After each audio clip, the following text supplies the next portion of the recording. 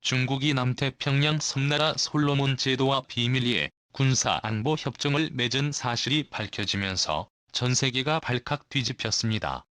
이번 협정이 충격적인 것은 이번 협정이 체결되면서 중국은 이제 앞마당인 동중국해뿐만 아니라 미국과 곧바로 마주할 수 있는 남태평양에 위치한 솔로몬 제도의 중국군 병력을 파견할 수 있게 됐습니다. 황은 빈 중국 외교부 대변인은 31일 정례 브리핑에서 솔로몬 제도 주재 중국 대사와 솔로몬 제도 당국자가 전날 안보 협력 관련 협정에 가서명했다고 밝혔습니다. 솔로몬 제도는 호주 북동쪽에서 약 1,000km 떨어진 곳에 있는 28,400제곱킬로미터 면적의 섬나라로 인구는 65만여 명입니다. 작은 나라이지만 중국이 솔로몬 제도에 중국군을 파견할 수 있게 됨으로써 미국과 한국의 최고 우방동맹국인 호주가 큰 위협에 빠지게 됐고, 중국군이 태평양 지역을 마음대로 활보할 수 있게 됐다는 것 자체가 엄청난 위협입니다. 추후에는 남중국해에서 그랬던 것처럼 인근 지역에 인공섬을 세워 주변을 중국 영해라고 주장할 가능성도 있습니다. FP통신에 따르면 이번 솔로몬 제도와의 협정 초안에는 중국의 필요에 따라 중국 함정을 솔로몬 제도에 파견할 수 있도록 하는 내용이 포함됐습니다. 너무나 충격적인데요. 이뿐만이 아닙니다. 또 중국이 질서 유지를 위해 무장경찰을 솔로몬 제도에 파견할 수 있도록 하는 내용과 현지 중국인과 중국 측이 관여하는 주요 프로젝트 보호를 위한 중국의 병력 파견이 가능하도록 하는 내용도 포함됐습니다. 왕 대변인은 양국의 안보 협력은 상호 평등과 후의 상생의 원칙에 기초한다라며 국제법 및 국제관례에 부합하며 외부의 간섭을 허용하지 않는다라는 황당한 주장을 했습니다.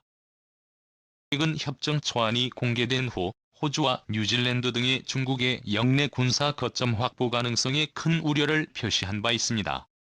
또 중국 견제에 외교력을 쏟고 있는 미국의 한 솔로몬 제도에 29년 만에 대사관을 다시 개설한다는 계획을 지난 2월 발표한 바 있는데요. 중국은 이에 아랑곳하지 않았고, 중국 정부는 작년 말 솔로몬 제도에서 대만과 가까운 반정부 시위대가 정부에 맞섰을 때 솔로몬 제도 정부 측에 경찰용 방탄복 등을 지원하는 데 영향력을 넓혀왔습니다. 또 초비상이 걸렸습니다. 백악관은 18일 성명을 내고 커트 캠벨 백악관 국가안보회의에는 인도-태평양 조정관과 데니엘 크리튼 프랭크 국무부 동아시아 태평양 담당 차관보가 이번 주미국 정부 대표단을 이끌고 솔로몬 제도와 파푸아뉴기니의 피지를 방문할 예정이라고 밝혔지만, 사실 이번 중국과 솔로몬 제도의 협정 체결을 취소시키기 위한 것입니다. 미국이 중국과 안보 협정을 체결한 남태평양 섬나라 솔로몬 제도의 고위급 대표단을 파견하기로 하자 중국이 협정을 무력화시키려는 의도라며 강하게 비난했습니다.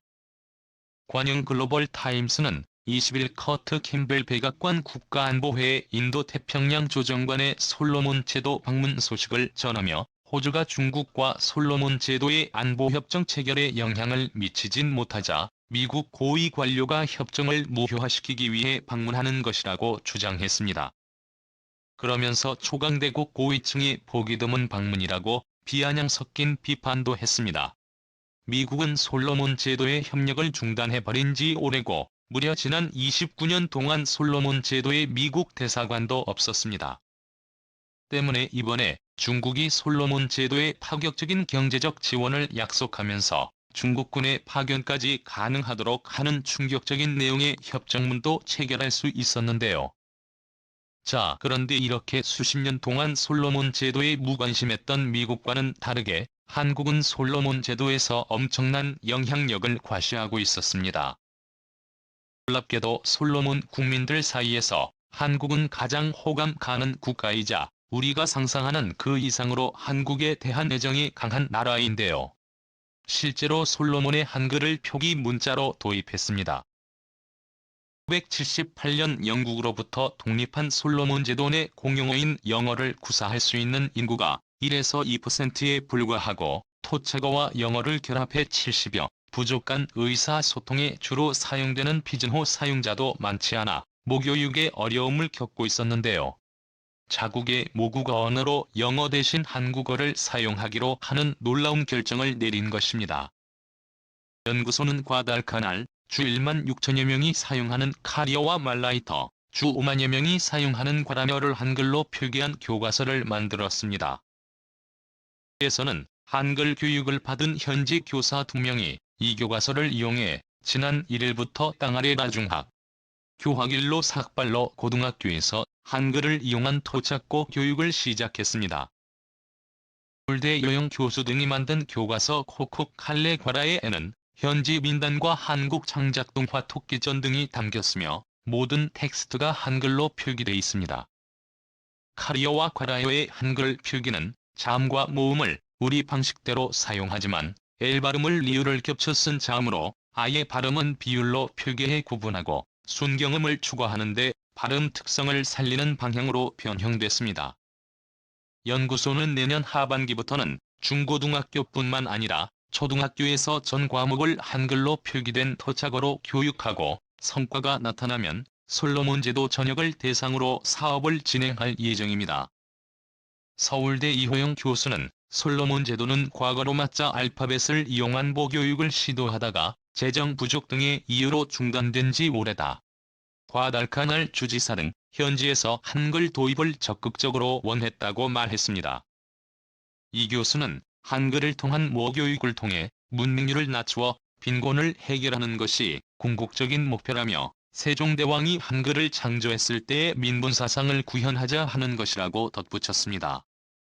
뿐만 아니라 한국의 현대 엔지니어링을 포함한 대기업들의 솔로몬 제도에서 상대적으로 매우 저렴한 가격에 세계 최고 품질의 수력발전소 등 인프라를 설립해 솔로몬 제도 국민의 삶의 질을 대폭 개선해 주었습니다. 한국말을 모국어로 사용하기 시작한 솔로몬 제도가 한국이 세워준 인프라 속에 풍요로운 삶을 살다 보니 중국 군의 진입을 허용한 이번만이 실수가 발을 솔로몬 제도 총리의 결정에 반기를 드러냈습니다. 솔로몬 제도를 공산국가화시켜 편입시키려는 중국의 야심이 왜 한국 때문에 완전히 산산조각 나버린 것인데요. 보시면 인구 70만 명의 솔로몬 제도가 24일부터 국회 건물을 습격당하고 경찰서와 차이나타운 상점들의 방화와 약탈 등은 폭동에 빠졌습니다. 이들은 수도 호니하르가 위치한 과달카날 섬으로 가서 만화세수 고발을 총리의 사저와 국회를 습격하고 상점과 건물들에 불을 질렀습니다.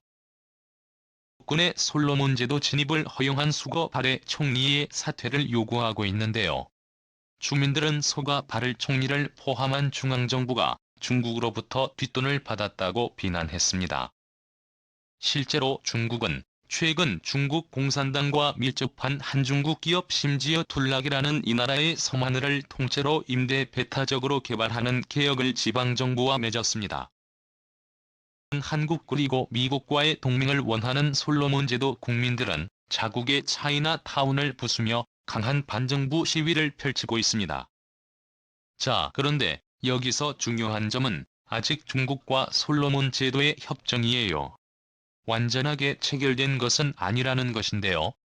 실질적으로 중국과 솔로몬 제도 간 협정 내용의 효력이 발휘해 중국군이 실제로 솔로몬 제도에 파견되기 위해서는 양국 외교청관이 서명 등 절차가 남아있는데 놀랍게도 한국이 이를 완전히 막아버린 상황이 만들어졌습니다. 국군의 문을 여는 순간 미얀마나 러시아처럼 독재 정권이 완성되게 되었고 그렇게 되면 더 이상 한국으로부터의 도움을 받지 못하게 됩니다. 지금까지 모국어로 채택했던 한국어 교육조차 받지 못하게 되죠. 옛 중국과 솔로몬 제도 총리 간의 밀월 관계에 강한 반감을 가진 솔로몬 제도 국민들이 대규모 시위에 나서면서 최종 협정 체결에 지체됐고 그 틈을 타 미국이 고위급 인사들을 솔로몬 제도에 데리고 파견했습니다. 옛 솔로몬 제도의 수가발의 총리와 중국은 한국과 미국을 노골적으로 맹비난하고 있는데요. 수거발의 총리는 호주 방송 ABC와의 인터뷰에서 굳이 지목할 필요 없는 다른 나라들의 이 시위를 부추기고 있다라며 갈등의 유일한 원인은 베이징으로 외교 관계를 바꿨기 때문이라고 말했습니다. 우리 친중국 외교부 대변인은 25일 지난 2년간 건전하게 발전한 양국 관계를 훼손하려는 모든 시도는 부질없다라고 비판했습니다. 오늘도 감사합니다. 최고로 멋진 하루 보내시길 바랄게요.